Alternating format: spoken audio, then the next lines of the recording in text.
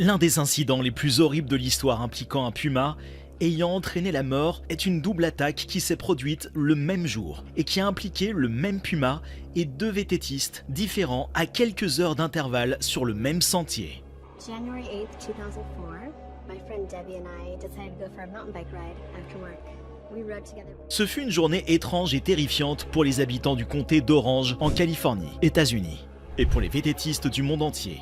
Non seulement un homme a été tué, mais un second incident survenu quelques heures plus tard He had just ripped my face off, and for that split second, I told myself I didn't want to live. Restez à l'écoute pour connaître tous les détails de cette double attaque mortelle qui a failli entraîner l'abattage massif de lions de montagne dans l'État de Californie. Le lion de montagne est l'espèce de félin la plus répandue dans le monde.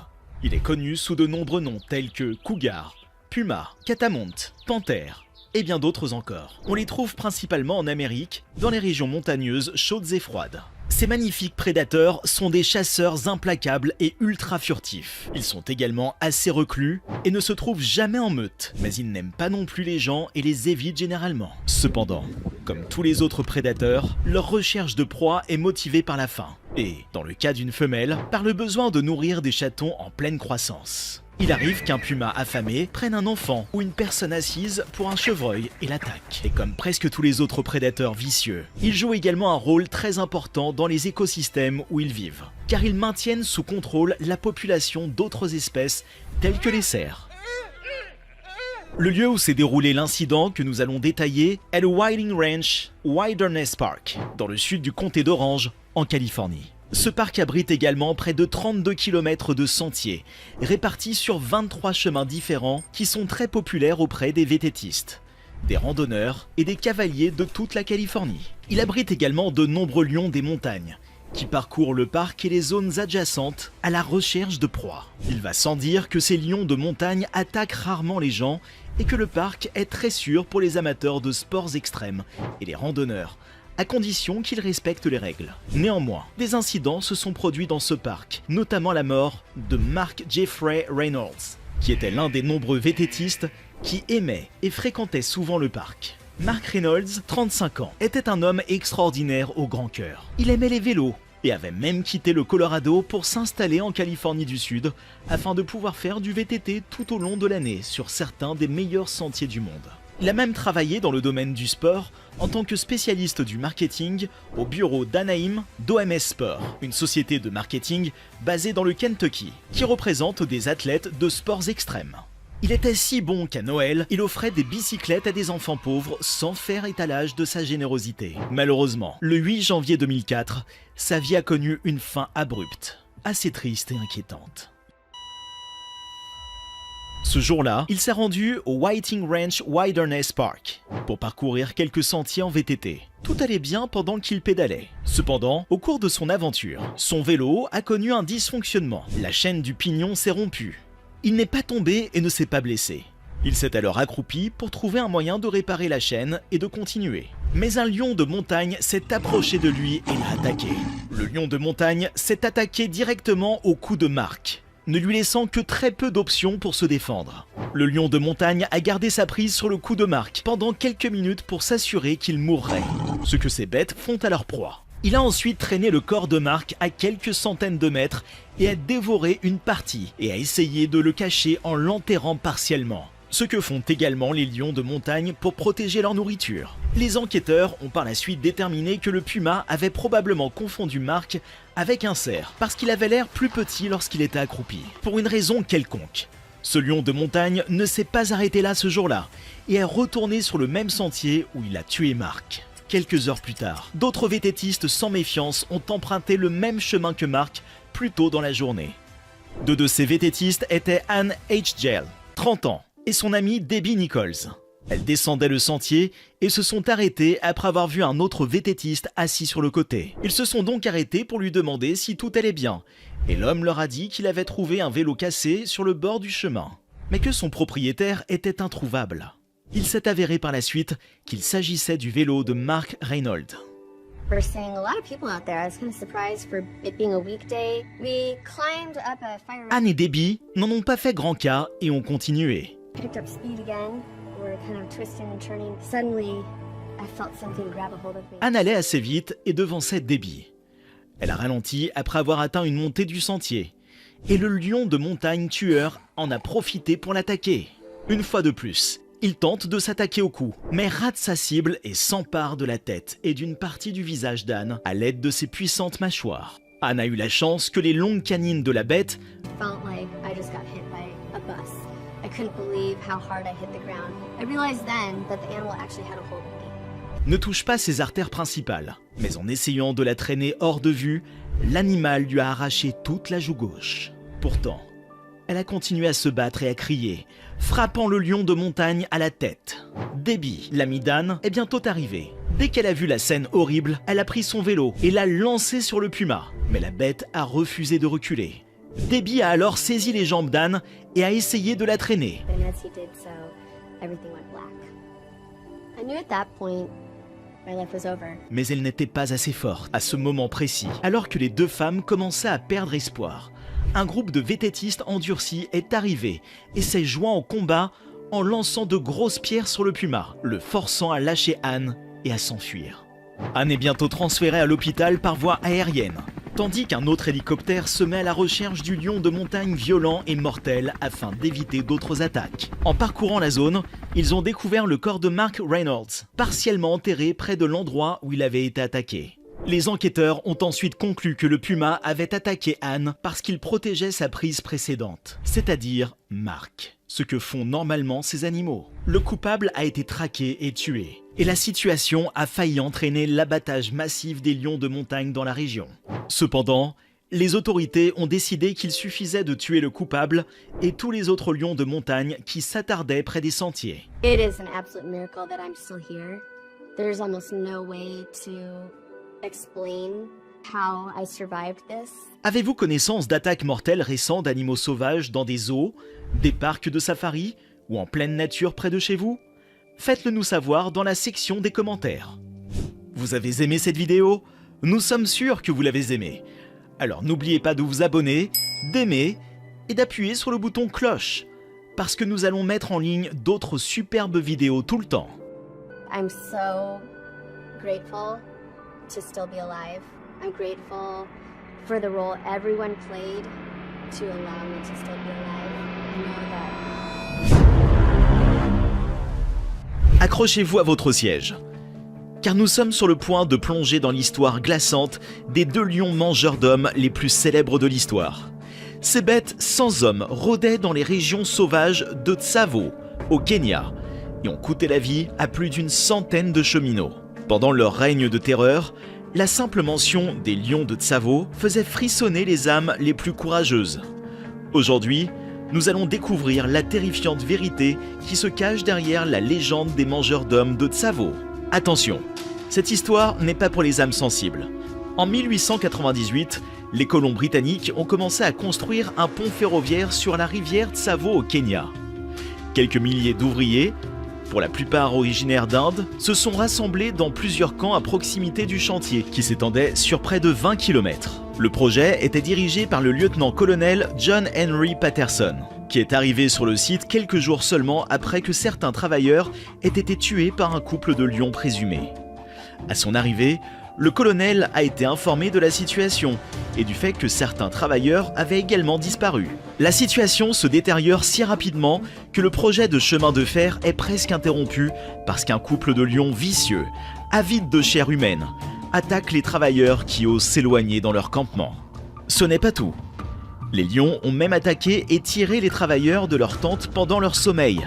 Ce fut un cauchemar plein d'horreur et de peur. Toutes les tentatives pour dissuader les lions ont échoué et la décision de chasser et de tuer les bêtes a été prise. C'est à partir que là qu'a commencé l'histoire des deux lions déterminés de Tsavo, qui ne craignaient pas les armes humaines, et de leurs nouveaux chasseurs. Il ne s'agit pas d'une histoire où les rois de la jungle deviennent des chasseurs, mais plutôt d'un face-à-face entre les bêtes et les hommes. Tout a commencé lorsque le lieutenant-colonel John Henry Patterson est arrivé à Tsavo pour superviser la construction du pont ferroviaire. Il était loin de se douter qu'il allait rencontrer les bêtes les plus féroces de toute l'Afrique. Lorsque les travailleurs ont commencé à disparaître, les uns après les autres, des rumeurs de lions tueurs ont commencé à se répandre dans la région. Mais ce n'est que lorsque Patterson a été le témoin direct de ces attaques effroyables qu'il a réalisé l'ampleur du danger auquel il était confronté. Ces lions n'étaient pas de simples prédateurs, c'étaient des mangeurs d'hommes qui avaient un goût prononcé pour la chair humaine. Chaque jour et chaque nuit, le couple de lions méchants attaquait, tuait et dévorait les victimes. Mais les choses ont commencé à changer lorsque des centaines d'ouvriers ont fui le chantier du pont, entraînant l'arrêt de la construction. Même le responsable du district de Tsavo, M. Whitehead, a échappé de justesse à la mort, tué par l'un des lions après son arrivée au dépôt ferroviaire de Tsavo dans la soirée. On ne peut pas dire autant de son assistant Abdullah, qui a été tué alors que M. Whitehead s'en est sorti avec 4 lacérations de griffes dans le dos. Le colonel Patterson n'a alors d'autre choix que de mettre fin au bain de sang et ordonne à ses hommes de commencer à chasser les lions mangeurs d'hommes par tous les moyens possibles. Et la chasse commença. Cependant, Patterson manque de soldats entraînés et doit attendre une semaine avant que les renforts n'arrivent. Pendant cette période, les tentatives des travailleurs pour repousser les lions à l'aide de feux de camp et de clôtures d'épines ont échoué. Et les attaques se sont poursuivies chaque nuit. Les mangeurs d'hommes de Tsavo sont implacables et leur soif de sang ne fait que croître au fil du temps. Patterson était fasciné et intrigué par ces 2 lions vicieux et intrépides et a documenté chacun de leurs mouvements et de leurs attaques dans son célèbre livre The Man-Eaters of Tsavo et nous a donné un compte-rendu de première main de l'horreur qui s'est ensuivie. Ces lions étaient rusés, vicieux et sans peur, frappant d'effroi tous ceux qui croisaient leur chemin. Accrochez-vous bien, car l'histoire palpitante des mangeurs d'hommes de Tsavo n'est pas encore terminée. Après avoir terrorisé les ouvriers du bâtiment pendant des semaines, les lions sont devenus l'ennemi public numéro 1. Les ouvriers se sont enfuis et la construction du pont a été suspendue jusqu'à ce que le soutien colonial britannique arrive avec des renforts de 20 hommes armés pour chasser et tuer les lions. Ce fut une bataille d'intelligence et de ruse. Des pièges étaient tendus et les hommes se cachaient dans les arbres, attendant le moment idéal pour frapper. Le 9 décembre 1898, le premier lion est abattu par le lieutenant-colonel John Henry Patterson, d'une balle dans la patte arrière. Mais ce n'est pas un lion ordinaire. Il efface ses blessures comme si de rien n'était et s'échappe. Le soir même, il revient au camp traquant Patterson qui tente de le chasser à nouveau. Il ne s'agissait pas d'un jeu de chat et de la souris, mais d'une bataille entre chasseurs dont Patterson est sorti vainqueur après avoir tiré à nouveau sur le lion qui tentait de le chasser à l'aide d'un fusil de gros calibre. Sa balle a pénétré le lion au niveau de l'épaule et a atteint son cœur. Le lendemain matin, le corps sans vie du lion a été retrouvé non loin de l'endroit où il avait été abattu. Il était si massif que 8 ouvriers ont dû le transporter jusqu'au camp. Il mesurait 1,90 m du nez à la queue, ce qui témoigne de sa taille et de sa force. Les ouvriers applaudissent et se réjouissent, mais ce n'est qu'une joie passagère. Car ils savent que le second lion est toujours tapi dans les environs, prêt à chasser et peut-être même à venger le meurtre de son frère. Patterson, conscient des dangers posés par le lion, a pris le taureau par les cornes en érigeant un échafaudage près d'une zone où le second mangeur d'hommes était connu pour ses attaques sur les chèvres. Et bientôt la bête arrive sur le site, mais se révèle insaisissable et même à l'épreuve des balles puisqu'il faut 9 balles à différents endroits pour finalement la tuer. Le premier coup de feu a été tiré du haut de l'échafaudage que Patterson avait construit près d'une chèvre tuée par le lion.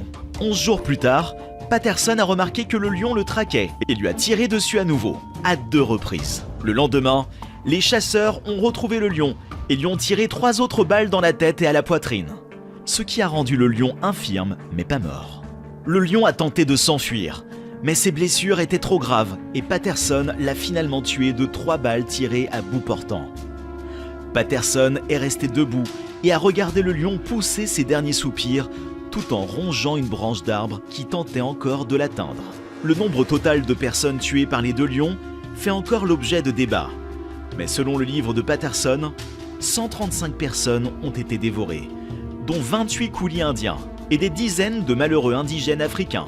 Les mangeurs d'hommes enfin vaincus, les ouvriers revinrent et le pont fut achevé en février 1899. L'histoire des mangeurs d'hommes de Tsavo a fait tellement de bruit que même Lord Salisbury, le Premier ministre britannique de l'époque, en a parlé au Parlement. Aujourd'hui, les corps des 2 lions sont exposés au Field Museum de Chicago, rappel obsédant de leur férocité. Pendant trop longtemps, Les experts n'ont pas été en mesure de fournir une réponse définitive quant aux raisons pour lesquelles ces deux lions sont devenus vicieux mangeurs d'hommes. Finalement, l'imagerie au rayon X de leurs dépouilles a révélé qu'ils souffraient tous deux de problèmes dentaires. L'un des lions ayant un grave abcès de la racine sur une canine. Les chercheurs pensent que les lions se sont tournés vers les humains comme proie parce qu'ils étaient plus faciles à attraper et à mâcher. Cela nous rappelle avec effroi que dans la nature, tout peut arriver et qu'il est sage de respecter le roi du règne animal. Selon le livre de Patterson, The Lion of Tsavo, la préférence des lions pour la chair humaine était probablement due à une combinaison de facteurs, tels que la diminution de leur proie naturelle et la présence de cibles faciles. Des études récentes ont révélé que les lions avaient pris goût à la chair humaine et avaient appris à associer la construction de la voie ferrée à une proie facile. Cette histoire édifiante met en lumière les dangers des conflits entre l'homme et la faune et souligne l'importance du respect des habitats des animaux. Elle met également en lumière la bravoure des ouvriers et des chasseurs qui ont risqué leur vie pour mettre fin à la terreur des lions. Malgré le temps qui passe, l'histoire des mangeurs d'hommes de Tsavo reste d'actualité. Elle sert de rappel pour comprendre le comportement des animaux sauvages. Si vous avez aimé cette vidéo, abonnez-vous à notre chaîne et donnez-lui un pouce pour nous aider à créer plus de contenu de haute qualité. N'oubliez pas de cliquer sur la cloche de notification pour être informé de nos dernières vidéos. Merci de nous avoir écoutés. Avez-vous déjà entendu parler d'une créature si sauvage, si rusée, qu'elle a semé la terreur dans le cœur d'un village entier? Imaginez une bête qui rôde sous le couvert de l'obscurité, dont la simple présence fait naître des rumeurs de sorcellerie métamorphique et de terreur surnaturelle. Et si je vous disais qu'une telle créature existe vraiment, préparez-vous à un voyage glaçant au cœur de Mafui, un village prisonnier des griffes d'un monstrueux prédateur. Rejoignez-nous et plongez dans les chapitres palpitants de l'épouvantable saga du mangeur d'hommes de Mafui. Assistez à la lutte désespérée pour la survie, aux triomphes et aux échecs, et à l'esprit inébranlable de ceux qui ont osé défier une bête démoniaque.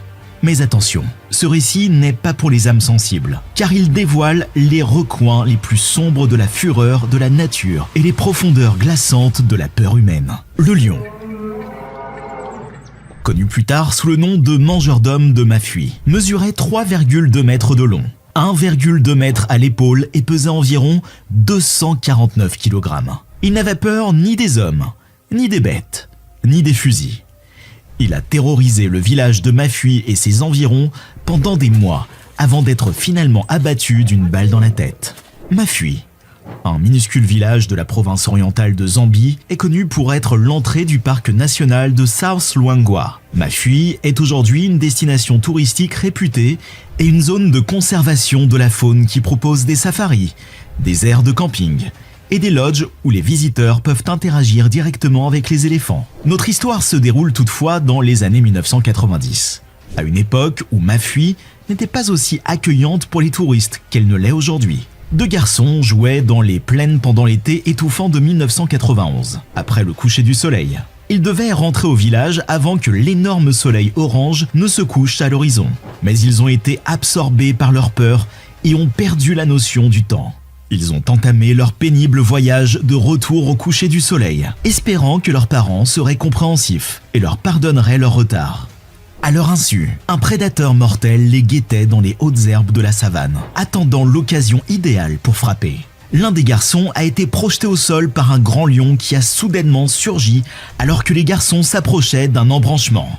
Le lion a rapidement mordu le cou du garçon, le tuant en quelques secondes avant même qu'il ne puisse cligner des yeux. Le deuxième garçon s'est enfui pour chercher de l'aide, en état de choc et de panique, titubant à travers la distance noire aussi vite que ses jambes le lui permettaient. Il a dû courir sur une bonne distance, à bout de souffle, avant de rencontrer des gardes-chasse qui l'ont aidé à appeler la police. Arme au poing, les gardes-chasse se précipitent sur les lieux de l'attaque. Mais il est déjà trop tard. Le lion avait disparu, ne laissant que des morceaux mâchés du crâne du jeune garçon mort, des os éparpillés et des morceaux de vêtements déchirés. Le règne de terreur du mangeur d'hommes a commencé avec ce jeune garçon comme première victime. Une femme ramassait de la nourriture à la périphérie du village environ 30 jours après la mort horrible du garçon. Elle s'adonna à son activité habituelle, à savoir ramasser du bois et des herbes à l'orée du village. sans se douter du visiteur indésirable qui la suivait silencieusement. La femme rentra chez elle et poursuivit sa routine du soir comme d'habitude, sans se rendre compte du danger qu'elle courait. À l'improviste, un énorme lion a foncé vers sa porte d'entrée et l'a violemment renversée, pénétrant ainsi dans sa maison. Le lion bondit, mordant et griffant la femme avant qu'elle ne réalise ce qui se passe, dans le but de la soumettre rapidement comme il l'avait fait avec le garçon. La femme s'est battue vaillamment, mais en vain. Ses blessures étaient devenues trop graves en raison de la taille du lion et de son attaque surprise, ne lui laissant d'autre choix que de rester allongée sans défense pendant que le lion la dévorait. Après avoir terminé son assaut brutal, le lion s'en est allé. Après avoir assisté à cette scène horrible, les autorités ont cherché à savoir où se trouvait le lion dans les buissons avoisinants. Le lion lui-même n'a pas été découvert, mais les restes de la femme, y compris sa tête et ses bras, ont été retrouvés éparpillés dans les buissons. Tout le reste avait été consommé par le lion. Bien que les restes de la femme aient été enterrés par la suite, le lion continuait à chasser activement. Un jeune homme et ses amis ont décidé de sortir en cachette et de se retrouver la nuit suivante. Ils avaient simplement l'intention de s'amuser pendant que le village dormait. L'un des hommes a été attaqué par le lion devant le bureau du garde-chasse, alors qu'il se dirigeait dans l'obscurité totale vers le lieu de rencontre. Le lion l'a immédiatement attaqué après l'avoir fait tomber au sol, le mordant et le griffant à la tête et au cou. Le garde-chasse en service a tiré en l'air après avoir entendu l'attaque. Le jeune homme s'est retrouvé en sang sur le sol lorsque le lion, effrayé, s'est enfui dans le fourré. Il a été transporté à l'hôpital, mais ses graves blessures lui ont fait perdre beaucoup de sang. Malheureusement, le jeune homme est décédé des suites de ses blessures. 3 autres personnes ont péri sous les coups du lion au cours des semaines suivantes. L'une d'entre elles, une villageoise, a été tuée par le lion en plein jour sous son porche. Le lion lui a tendu une embuscade sous les yeux des gardes-chasse du quartier venus l'avertir. La femme est décédée avant d'arriver à l'hôpital parce que les gardes n'ont pas pu agir assez rapidement. 6 personnes ont déjà péri sous les coups du mangeur d'hommes de Mafui. Les autorités et les villageois n'ont pas su comment arrêter cette bête meurtrière. Ils ont abattu une lionne de la troupe en août 1991 après l'avoir choisie au hasard. Mais les agressions ont persisté. Une femme nommée Jesseline, du village de Nagozo dans la vallée de Luangwa, a été la dernière victime du mangeur d'hommes. Depuis qu'elle a surpris l'existence de ces attaques, Jesseline est sur les nerfs. Personne ne savait où et quand le lion allait passer à l'action. Lorsqu'elle s'est mise au lit et s'est endormie, elle venait juste de finir d'emballer son linge pour l'emmener à la rivière le lendemain. Le mangeur d'hommes est entré dans la chambre de Jesseline pendant qu'elle dormait et a utilisé ses dents et ses griffes pour la tirer de son lit, alors que le lion emportait Jesseline dans la brousse. Elle hurla d'agonie et de terreur et appela à l'aide. Le lion a rapidement disparu après avoir dévoré son corps. À chaque attaque, le lion gagne en assurance et en ruse, effrayant les villageois. Cette fois, il ne s'est pas contenté de dévorer Jesseline. Le lion est entré dans la hutte de Jesseline le lendemain, après s'être pavané dans la communauté. Il est resté à l'intérieur un moment avant de sortir, sa gueule tenant le sac de linge sale de Jesseline. Peut-être attiré par l'odeur, ou à la recherche d'une récompense, le lion a pris le sac et a disparu dans la brousse. Le lion semblait encouragé par les tentatives des voisins de Jesseline de l'effrayer en regardant par les fenêtres et en tapant sur des casseroles. Le lion a audacieusement placé le sac au milieu de la communauté, a poussé un puissant rugissement et a mis quelqu'un au défi de le défier. Comme personne n'osait le faire, le lion a repris le sac et s'éloigna dans la brousse. Dans les jours qui ont suivi, on a vu le lion jouer avec le sac à linge comme un chat domestique avec une pelote de laine.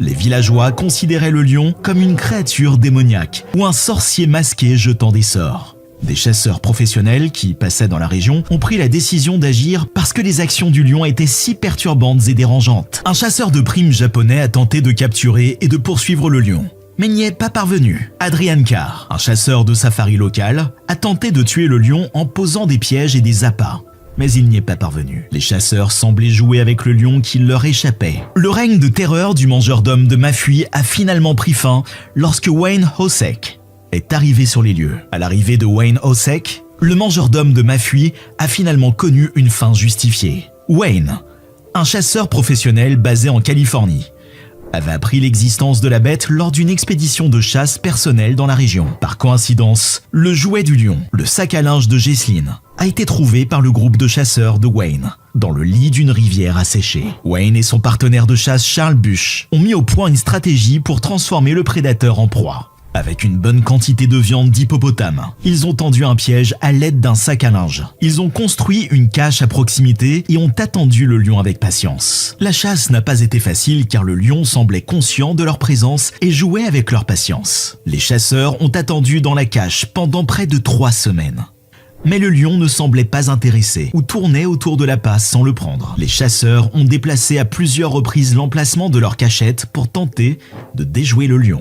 Mais celui-ci, rusé, leur échappait et prenait l'appât. Dans un jeu du chat et de la souris, ils devaient sans cesse placer de nouveaux appâts et essayer de se montrer plus malins que le lion, ou plus précisément, que les chasseurs et le gros chat. Pendant les semaines qu'a duré la chasse, le lion leur a échappé à chaque fois, jusqu'à ce qu'ils se rendent compte des stratégies astucieuses utilisées par le lion pour les déjouer lorsqu'ils changeaient d'endroit. Osek commença à penser que le lion était un démon.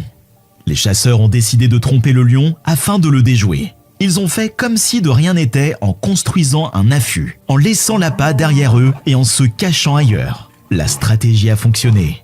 Le lion a pris de l'assurance en s'approchant de l'appât abandonné, mais lorsqu'il est arrivé à l'abri ouvert, il a grogné parce qu'il s'est rendu compte qu'il s'était fait prendre dans un piège. Le lion se retourna rapidement et chargea en direction des chasseurs, mais Osek était prêt. Il visa, tira et leva son fusil. Le lion tomba dans une masse furieuse de fourrure et de griffes lorsque la balle atteignit son épaule gauche. Les chasseurs ne tardèrent pas à mettre fin à la vie de l'énorme lion. Son règne de terreur avait duré bien trop longtemps. Mais il touchait enfin à sa fin. Le mangeur d'hommes de Mafui est mort. Les villageois se sont précipités, crachant et frappant le cadavre de l'animal avec des bâtons. Ils ont profité du fait que le démon était enfin vaincu pour se réjouir. Les chamans locaux ont procédé à des rituels sur le corps pour s'assurer que les prétendues capacités surnaturelles étaient définitivement éteintes. Ils voulaient empêcher le puissant sorcier métamorphe de jeter d'autres sorts. Finalement, la créature mangeuse d'hommes de Mafui a été empaillée et exposée au Field Museum de Chicago avec son jouet préféré, le sac à linge de Jesslyn. Aujourd'hui encore, le cadavre du lion mâle est toujours exposé. Le meurtrier du mangeur d'hommes, Wayne Osek, a raconté l'incident dans ses mémoires de 2009. The Man-Eater of Mafui, le mangeur d'hommes de Mafui. Le lion a tué un nombre relativement faible de personnes pour un animal aussi redouté, mais il est néanmoins devenu une légende locale et un croque-mitaine dans les contes racontés aux enfants à l'heure du coucher, les mettant en garde contre les dangers de se coucher tard et de ne pas faire attention à d'éventuels rôdeurs. Même s'ils sont majestueux, les lions n'en restent pas moins de dangereux prédateurs. Et tout contact avec un lion en liberté se solde généralement par une catastrophe pour quiconque croise son chemin. Votre corps est déchiré par ses dents et vous hurlez à l'agonie. Merci de vous joindre à nous pour cette terrifiante expédition dans l'inconnu. N'oubliez pas de rester vigilant, car les ombres peuvent encore receler des secrets qui n'ont pas encore été révélés. Jusqu'à ce que nous nous revoyions, restez en sécurité et gardez l'esprit d'aventure. Vous avez aimé cette vidéo ? Nous sommes sûrs que vous l'avez aimée, alors likez, abonnez-vous et rejoignez-nous lors de notre prochaine quête exaltante. Avez-vous déjà entendu parler d'une créature si sauvage, si rusée, qu'elle a semé la terreur dans le cœur d'un village entier? Imaginez une bête qui rôde sous le couvert de l'obscurité, dont la simple présence fait naître des rumeurs de sorcellerie métamorphique et de terreur surnaturelle. Et si je vous disais qu'une telle créature existe vraiment, préparez-vous à un voyage glaçant au cœur de Mafui, un village prisonnier des griffes d'un monstrueux prédateur. Rejoignez-nous et plongez dans les chapitres palpitants de l'épouvantable saga du mangeur d'hommes de Mafui. Assistez à la lutte désespérée pour la survie, aux triomphes et aux échecs, et à l'esprit inébranlable de ceux qui ont osé défier une bête démoniaque. Mais attention, ce récit n'est pas pour les âmes sensibles, car il dévoile les recoins les plus sombres de la fureur de la nature et les profondeurs glaçantes de la peur humaine. Le lion, connu plus tard sous le nom de mangeur d'hommes de Mafui, mesurait 3,2 mètres de long, 1,2 mètre à l'épaule et pesait environ 249 kg. Il n'avait peur ni des hommes, ni des bêtes, ni des fusils. Il a terrorisé le village de Mafui et ses environs pendant des mois avant d'être finalement abattu d'une balle dans la tête. Mafui, Un minuscule village de la province orientale de Zambie est connu pour être l'entrée du parc national de South Luangwa. Mafui est aujourd'hui une destination touristique réputée et une zone de conservation de la faune qui propose des safaris, des aires de camping et des lodges où les visiteurs peuvent interagir directement avec les éléphants. Notre histoire se déroule toutefois dans les années 1990, à une époque où Mafui n'était pas aussi accueillante pour les touristes qu'elle ne l'est aujourd'hui. Deux garçons jouaient dans les plaines pendant l'été étouffant de 1991, après le coucher du soleil. Ils devaient rentrer au village avant que l'énorme soleil orange ne se couche à l'horizon. Mais ils ont été absorbés par leur peur et ont perdu la notion du temps. Ils ont entamé leur pénible voyage de retour au coucher du soleil, espérant que leurs parents seraient compréhensifs et leur pardonneraient leur retard. À leur insu, un prédateur mortel les guettait dans les hautes herbes de la savane, attendant l'occasion idéale pour frapper. L'un des garçons a été projeté au sol par un grand lion qui a soudainement surgi alors que les garçons s'approchaient d'un embranchement. Le lion a rapidement mordu le cou du garçon, le tuant en quelques secondes avant même qu'il ne puisse cligner des yeux. Le deuxième garçon s'est enfui pour chercher de l'aide, en état de choc et de panique, titubant à travers la distance noire aussi vite que ses jambes le lui permettaient. Il a dû courir sur une bonne distance, à bout de souffle, avant de rencontrer des gardes-chasse qui l'ont aidé à appeler la police. Armes au poing, les gardes-chasse se précipitent sur les lieux de l'attaque. Mais il est déjà trop tard. Le lion avait disparu, ne laissant que des morceaux mâchés du crâne du jeune garçon mort, des os éparpillés et des morceaux de vêtements déchirés. Le règne de terreur du mangeur d'hommes a commencé avec ce jeune garçon comme première victime. Une femme ramassait de la nourriture à la périphérie du village environ 30 jours après la mort horrible du garçon. Elle s'adonna à son activité habituelle, à savoir ramasser du bois et des herbes à l'orée du village, sans se douter du visiteur indésirable qui la suivait silencieusement. La femme rentra chez elle et poursuivit sa routine du soir comme d'habitude, sans se rendre compte du danger qu'elle courait. À l'improviste, un énorme lion a foncé vers sa porte d'entrée et l'a violemment renversée, pénétrant ainsi dans sa maison. Le lion bondit, mordant et griffant la femme avant qu'elle ne réalise ce qui se passe, dans le but de la soumettre rapidement comme il l'avait fait avec le garçon. La femme s'est battue vaillamment, mais en vain. Ses blessures étaient devenues trop graves en raison de la taille du lion et de son attaque surprise, ne lui laissant d'autre choix que de rester allongée sans défense pendant que le lion la dévorait. Après avoir terminé son assaut brutal, le lion s'en est allé. Après avoir assisté à cette scène horrible, les autorités ont cherché à savoir où se trouvait le lion dans les buissons avoisinants. Le lion lui-même n'a pas été découvert, mais les restes de la femme, y compris sa tête et ses bras, ont été retrouvés éparpillés dans les buissons. Tout le reste avait été consommé par le lion. Bien que les restes de la femme aient été enterrés par la suite, le lion continuait à chasser activement. Un jeune homme et ses amis ont décidé de sortir en cachette et de se retrouver la nuit suivante. Ils avaient simplement l'intention de s'amuser pendant que le village dormait. L'un des hommes a été attaqué par le lion devant le bureau du garde-chasse, alors qu'il se dirigeait dans l'obscurité totale vers le lieu de rencontre. Le lion l'a immédiatement attaqué après l'avoir fait tomber au sol, le mordant et le griffant à la tête et au cou. Le garde-chasse en service a tiré en l'air après avoir entendu l'attaque. Le jeune homme s'est retrouvé en sang sur le sol lorsque le lion, effrayé, s'est enfui dans le fourré. Il a été transporté à l'hôpital, mais ses graves blessures lui ont fait perdre beaucoup de sang. Malheureusement, le jeune homme est décédé des suites de ses blessures. 3 autres personnes ont péri sous les coups du lion au cours des semaines suivantes.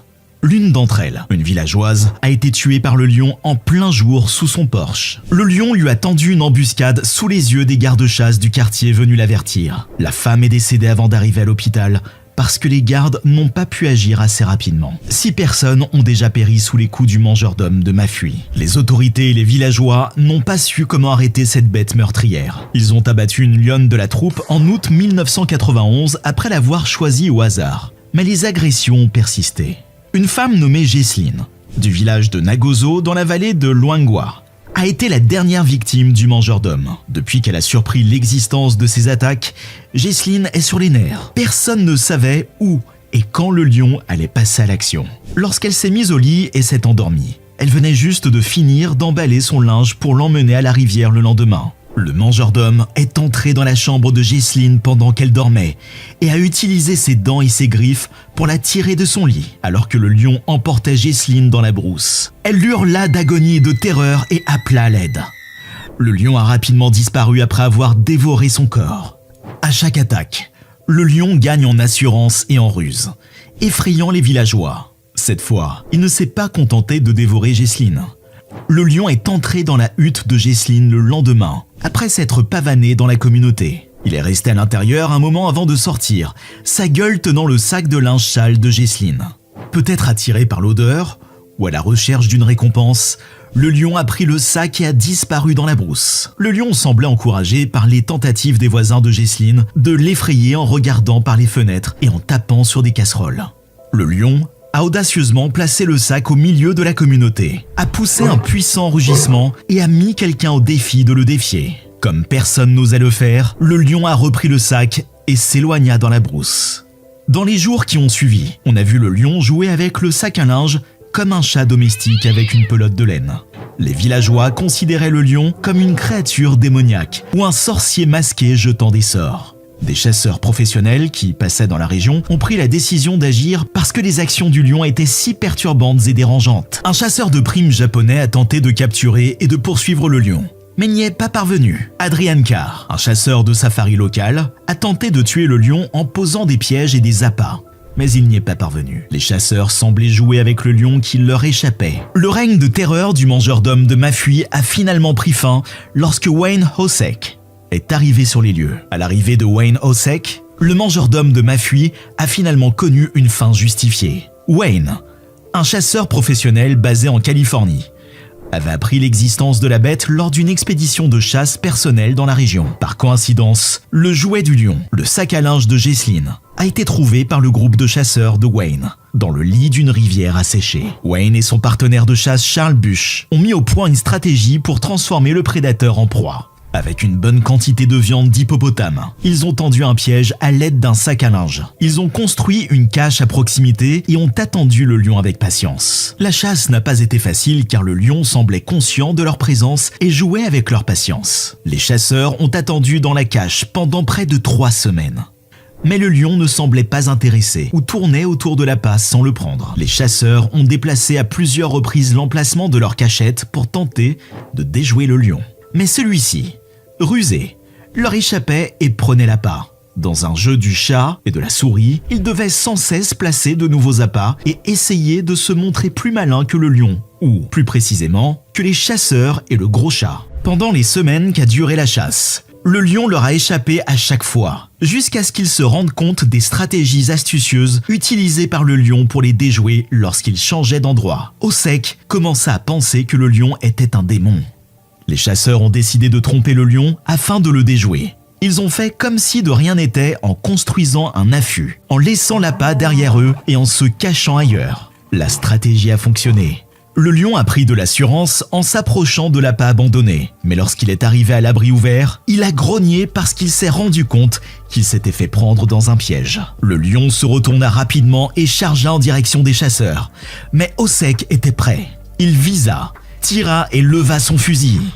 Le lion tomba dans une masse furieuse de fourrure et de griffes lorsque la balle atteignit son épaule gauche. Les chasseurs ne tardèrent pas à mettre fin à la vie de l'énorme lion. Son règne de terreur avait duré bien trop longtemps, mais il touchait enfin à sa fin. Le mangeur d'hommes de Mafui est mort. Les villageois se sont précipités, crachant et frappant le cadavre de l'animal avec des bâtons. Ils ont profité du fait que le démon était enfin vaincu pour se réjouir. Les chamans locaux ont procédé à des rituels sur le corps pour s'assurer que les prétendues capacités surnaturelles étaient définitivement éteintes. Ils voulaient empêcher le puissant sorcier métamorphe de jeter d'autres sorts. Finalement, la créature mangeuse d'hommes de Mafui a été empaillée et exposée au Field Museum de Chicago avec son jouet préféré, le sac à linge de Jesseline. Aujourd'hui encore, le cadavre du lion mâle est toujours exposé. Le meurtrier du mangeur d'hommes, Wayne Hosek, a raconté l'incident dans ses mémoires de 2009, The Man-Eater of Mafui, le mangeur d'hommes de Mafui. Le lion a tué un nombre relativement faible de personnes pour un animal aussi redouté, mais il est néanmoins devenu une légende locale et un croque-mitaine dans les contes racontés aux enfants à l'heure du coucher, les mettant en garde contre les dangers de se coucher tard et de ne pas faire attention à d'éventuels rôdeurs. Même s'ils sont majestueux, les lions n'en restent pas moins de dangereux prédateurs. Et tout contact avec un lion en liberté se solde généralement par une catastrophe pour quiconque croise son chemin. Votre corps est déchiré par ses dents et vous hurlez à l'agonie. Merci de vous joindre à nous pour cette terrifiante expédition dans l'inconnu. N'oubliez pas de rester vigilant, car les ombres peuvent encore receler des secrets qui n'ont pas encore été révélés. Jusqu'à ce que nous nous revoyions, restez en sécurité et gardez l'esprit d'aventure. Vous avez aimé cette vidéo ? Nous sommes sûrs que vous l'avez aimée, alors likez, abonnez-vous et rejoignez-nous lors de notre prochaine quête exaltante. Accrochez-vous à votre siège, car nous sommes sur le point de plonger dans l'histoire glaçante des 2 lions mangeurs d'hommes les plus célèbres de l'histoire. Ces bêtes sans hommes rôdaient dans les régions sauvages de Tsavo, au Kenya, et ont coûté la vie à plus d'une centaine de cheminots. Pendant leur règne de terreur, la simple mention des lions de Tsavo faisait frissonner les âmes les plus courageuses. Aujourd'hui, nous allons découvrir la terrifiante vérité qui se cache derrière la légende des mangeurs d'hommes de Tsavo. Attention, cette histoire n'est pas pour les âmes sensibles. En 1898, les colons britanniques ont commencé à construire un pont ferroviaire sur la rivière Tsavo au Kenya. Quelques milliers d'ouvriers, pour la plupart originaires d'Inde, se sont rassemblés dans plusieurs camps à proximité du chantier, qui s'étendait sur près de 20 km. Le projet était dirigé par le lieutenant-colonel John Henry Patterson, qui est arrivé sur le site quelques jours seulement après que certains travailleurs aient été tués par un couple de lions présumés. À son arrivée, le colonel a été informé de la situation et du fait que certains travailleurs avaient également disparu. La situation se détériore si rapidement que le projet de chemin de fer est presque interrompu parce qu'un couple de lions vicieux, avides de chair humaine, attaque les travailleurs qui osent s'éloigner dans leur campement. Ce n'est pas tout.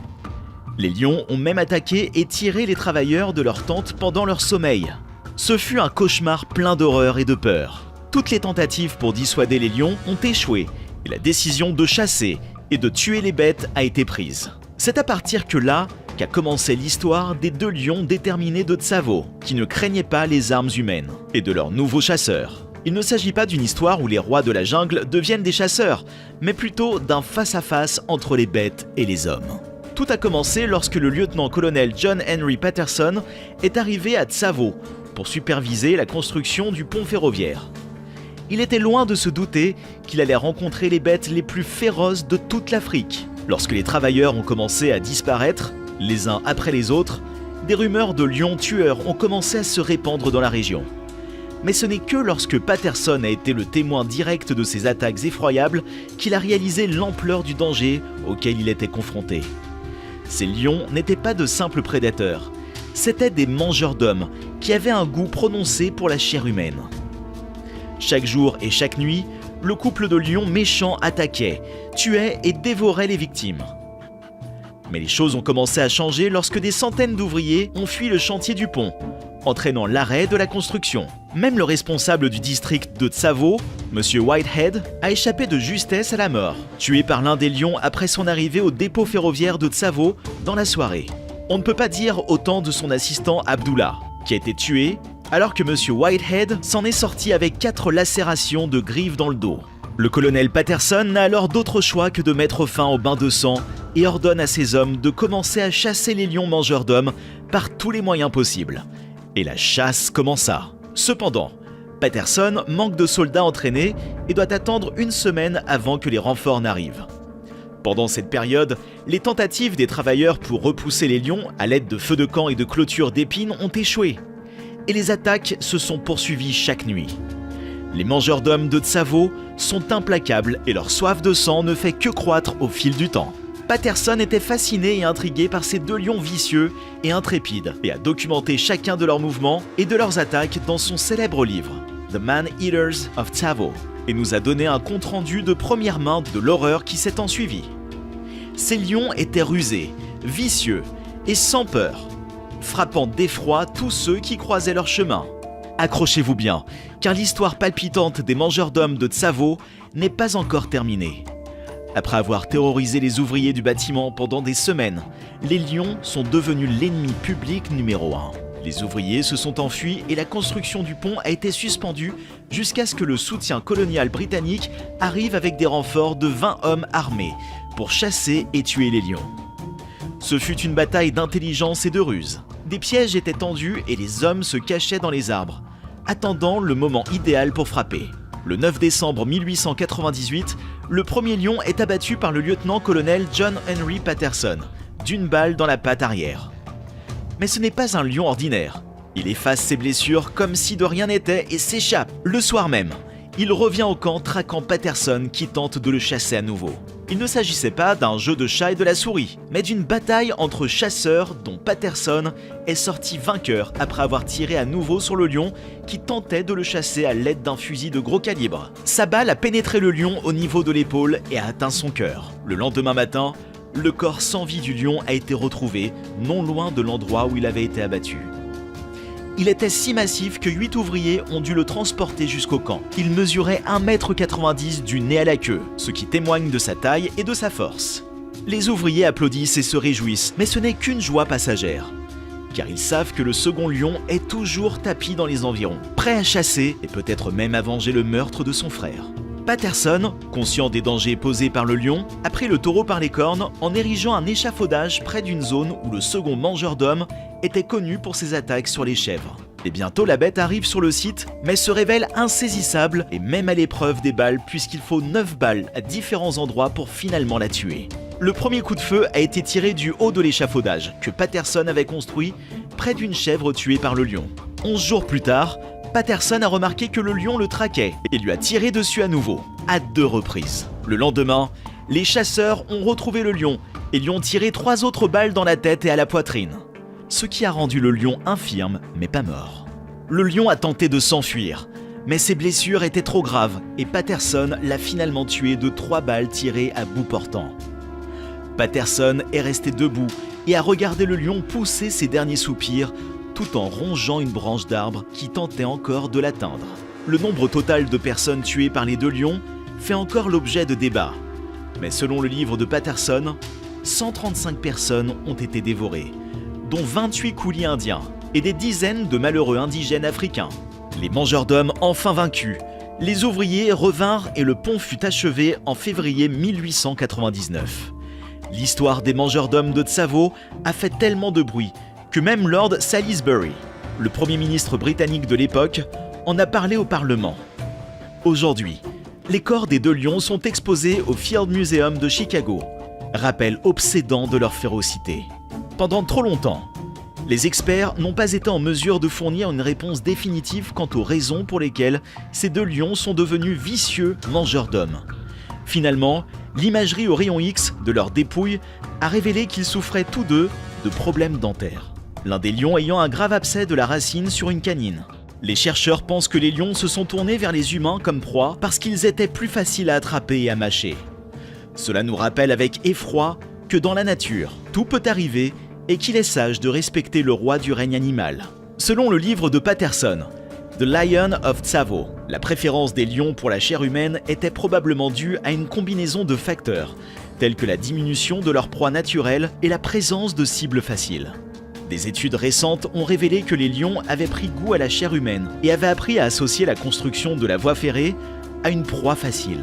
Cette histoire édifiante met en lumière les dangers des conflits entre l'homme et la faune et souligne l'importance du respect des habitats des animaux. Elle met également en lumière la bravoure des ouvriers et des chasseurs qui ont risqué leur vie pour mettre fin à la terreur des lions. Malgré le temps qui passe, l'histoire des mangeurs d'hommes de Tsavo reste d'actualité. Elle sert de rappel pour comprendre le comportement des animaux sauvages. Si vous avez aimé cette vidéo, abonnez-vous à notre chaîne et donnez-lui un pouce pour nous aider à créer plus de contenu de haute qualité. N'oubliez pas de cliquer sur la cloche de notification pour être informé de nos dernières vidéos. Merci de nous avoir écoutés.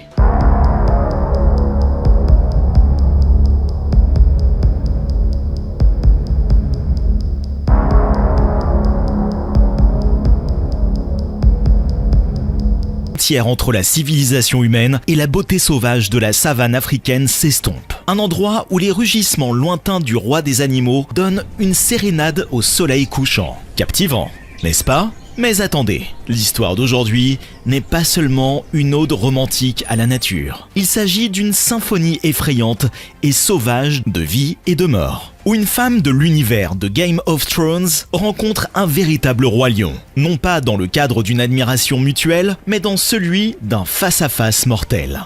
Qui était Catherine Chappell?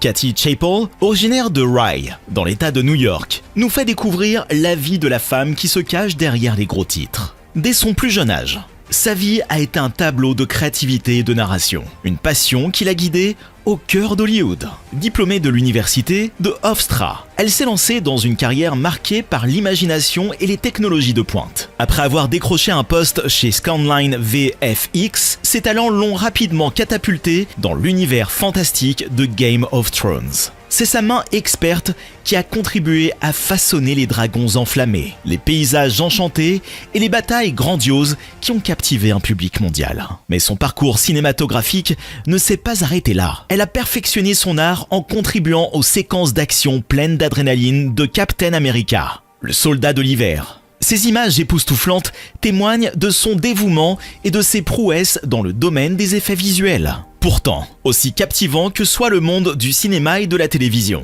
elle était attirée par un autre type d'aventure, bien loin des effets spéciaux et des écrans verts. Son cœur était rempli d'un amour profond pour le monde naturel, ce qui l'a poussée à se rendre en Afrique du Sud, où elle espérait protéger la faune et la flore qu'elle trouvait si captivantes. Malheureusement, sa mission admirable s'est terminée en tragédie, les créatures même qu'elle cherchait à protéger devenant les agents de sa fin prématurée. Son histoire, un paradoxe d'amour pour la vie sauvage et de fin tragique, nous oblige à nous interroger sur la nature des interactions entre l'homme et l'animal. Au fur et à mesure que nous avançons dans son récit, nous sommes confrontés à une question troublante. Où tracer la ligne de démarcation? C'était le 1er juin 2015. Une journée qui a commencé comme toutes les autres dans le vaste terrain de Gauteng Lion Park. Niché près de Johannesburg, ce parc était un haut lieu touristique réputé, offrant un aperçu des étendues sauvages de la savane africaine. C'est là que Cathy s'est retrouvée ce jour-là, les yeux écarquillés d'impatience, le cœur battant au rythme naturel de la nature. Le soleil matinal étend ses rayons dorés sur le parc, projetant de longues ombres qui dansent au gré du vent. Les touristes, comme Cathy, s'aventuraient dans de vastes enclos, leurs véhicules serpentant à travers le terrain, traînant des nuages de poussière qui embrassaient le ciel bleu clair. L'air était chargé d'excitation, chaque rugissement, chaque bruissement témoignant de la beauté brute de la nature. Au fil de la journée, Cathy s'est sentie attirée par les lions majestueux qui régnaient sur ces plaines. Elle s'est penchée par la fenêtre de sa voiture, son appareil photo braqué sur un animal particulièrement impressionnant, dont la crinière brillait comme de l'or en fusion sous le soleil africain. Son doigt s'est posé sur le déclencheur. Son souffle s'est arrêté dans un moment d'admiration.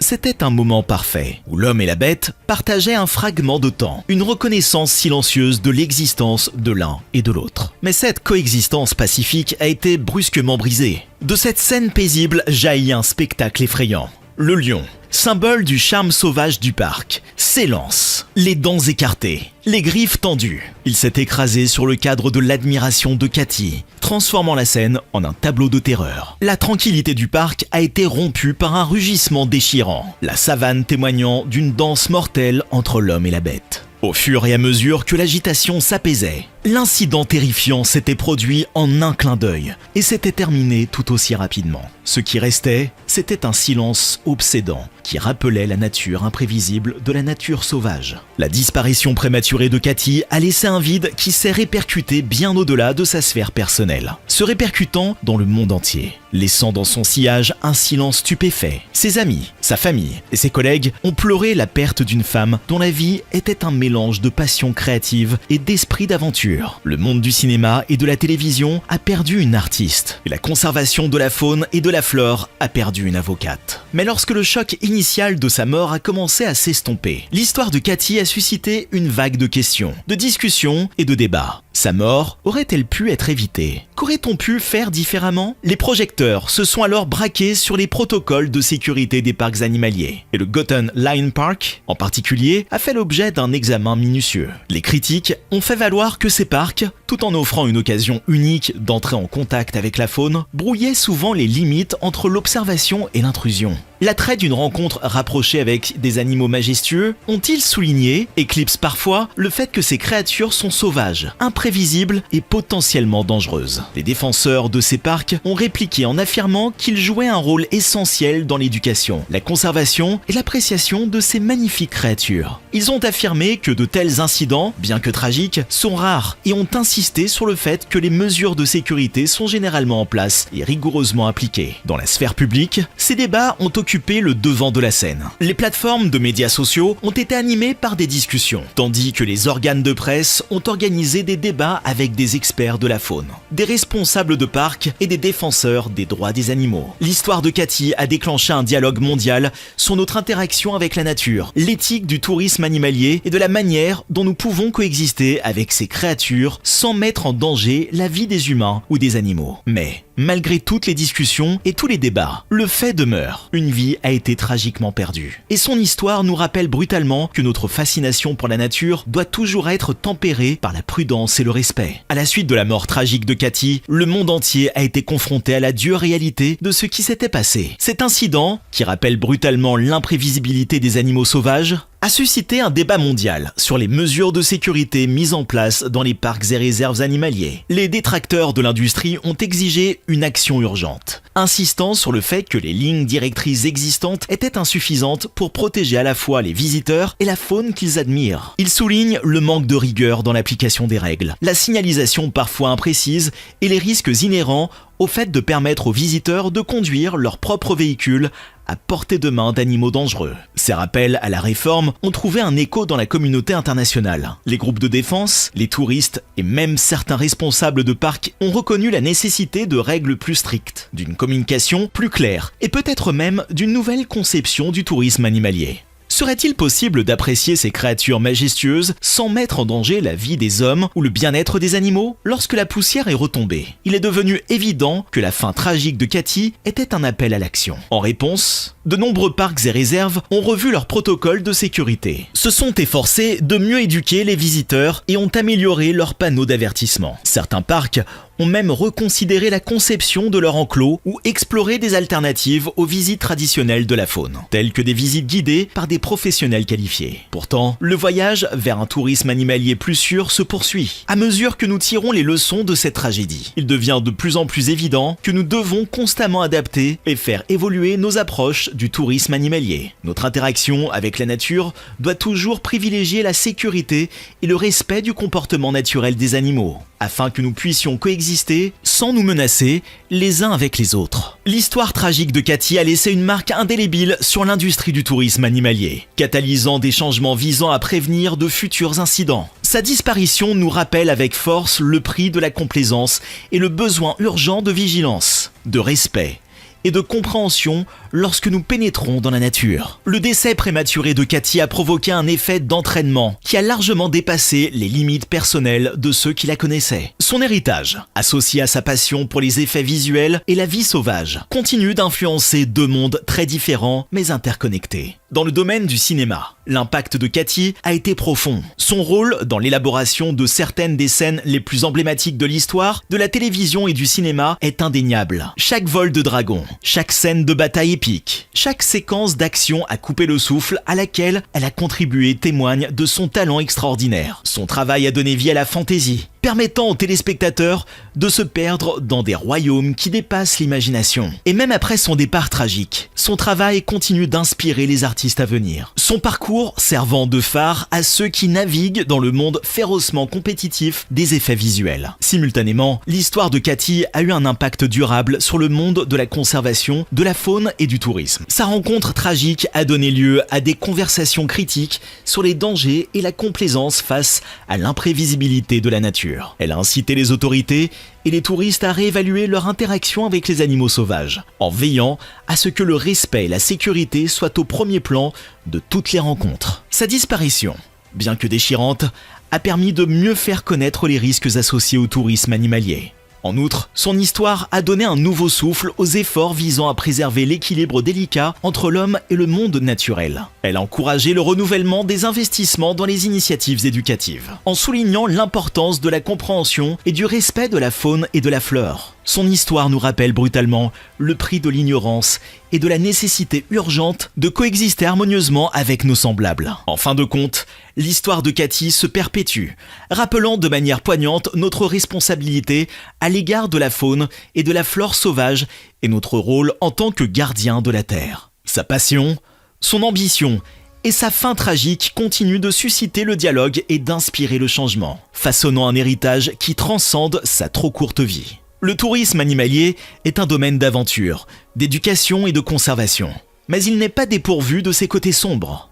Ce secteur se situe à l'intersection de la curiosité humaine et de la préservation de la faune. Un point de rencontre qui présente à la fois des opportunités et des défis.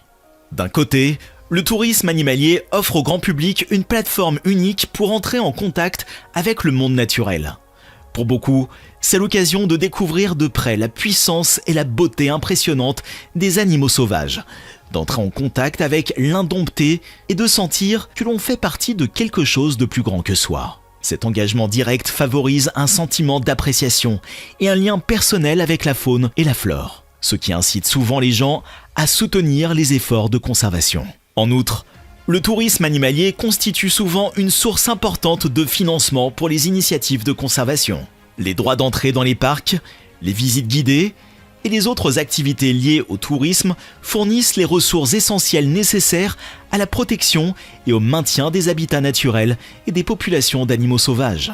Mais le revers de la médaille, ce sont les dangers potentiels et les dilemmes éthiques associés au tourisme animalier. Comme le souligne l'histoire tragique de Cathy, le contact étroit entre les animaux sauvages comporte des risques inhérents. Si les accidents sont rares, ils peuvent être mortels, ce qui soulève la question de savoir si de telles rencontres devraient être autorisées. En outre, le tourisme animalier peut parfois perturber les comportements et les habitats naturels des animaux. Les détracteurs affirment que l'interaction humaine constante peut stresser les animaux, perturber leur alimentation et leurs habitudes de reproduction, et les rendre potentiellement plus agressifs ou dangereux. Le débat se poursuit et il n'existe pas de réponse unique. Des parcs différents, des animaux différents et des situations différentes exigent des approches différentes. Ce qui est certain, en revanche, c'est qu'il est nécessaire d'adopter des pratiques responsables qui concilient les avantages du tourisme animalier avec la sécurité et le bien-être des visiteurs et des animaux. L'histoire de Cathy, aussi déchirante soit-elle, met en lumière le besoin crucial de trouver cet équilibre. Son expérience nous rappelle avec force les risques liés au tourisme animalier, nous obligeant à réfléchir, à repenser et à nous efforcer continuellement de rendre notre engagement envers la nature plus sûr et plus éthique. Que pensez-vous de l'histoire bouleversante de Cathy ? Que pensez-vous de l'interaction entre l'homme et la faune sauvage dans des lieux aussi proches ? Ouvrez la discussion dans les commentaires. N'oubliez pas d'aimer, de partager et de vous abonner pour recevoir d'autres histoires qui font réfléchir aux quatre coins de notre magnifique monde. Restez en sécurité et n'oubliez pas de respecter la nature.